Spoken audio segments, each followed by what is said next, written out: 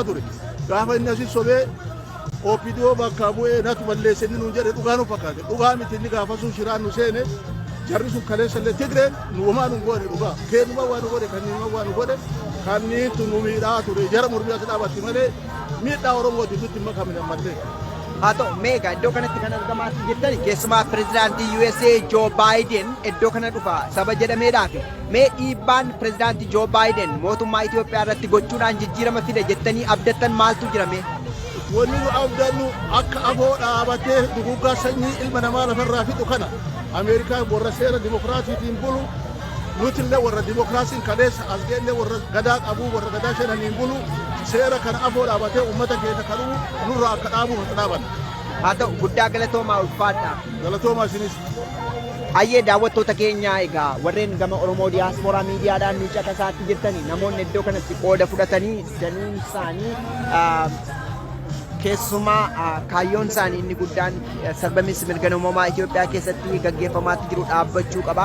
Oromoon akka walootti immoo fuuldura dhaabbachuudhaan sarbamiinsa mirga namoomaa Oromoo irratti ga'aatti jiru fuuldura dhaabbachuu qaba kan jedhu dhaamsa isaanii fi ammallee turtiin keessan nu waliin haa ta'u jedha.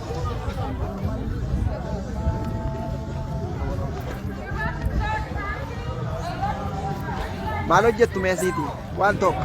Hiriira dhumne. Hiriirri dhumne tokko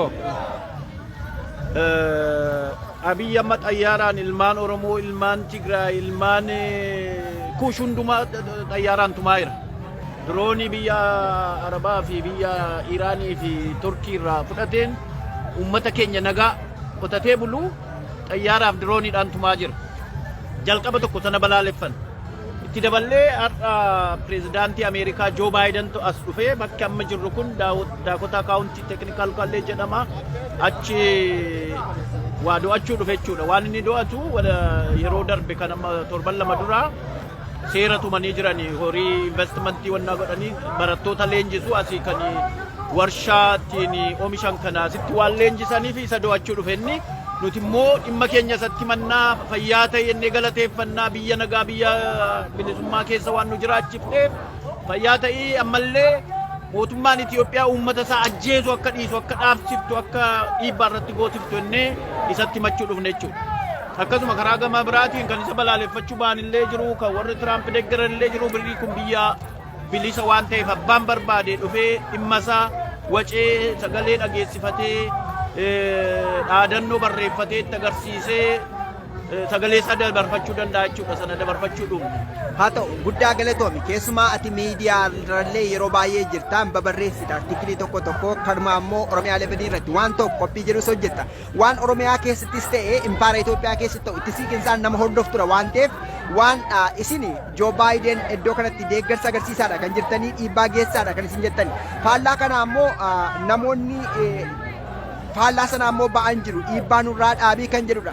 Mee waan marsaalee hawaasummaa irratti qondaaltota mootummaa kanarraa ta'an jabde keessaa wanta baay'ee si ajaa'ibeef itti kofalte maaliif siyaasa kana keessa yeroo dheeraa turteetti sabateef?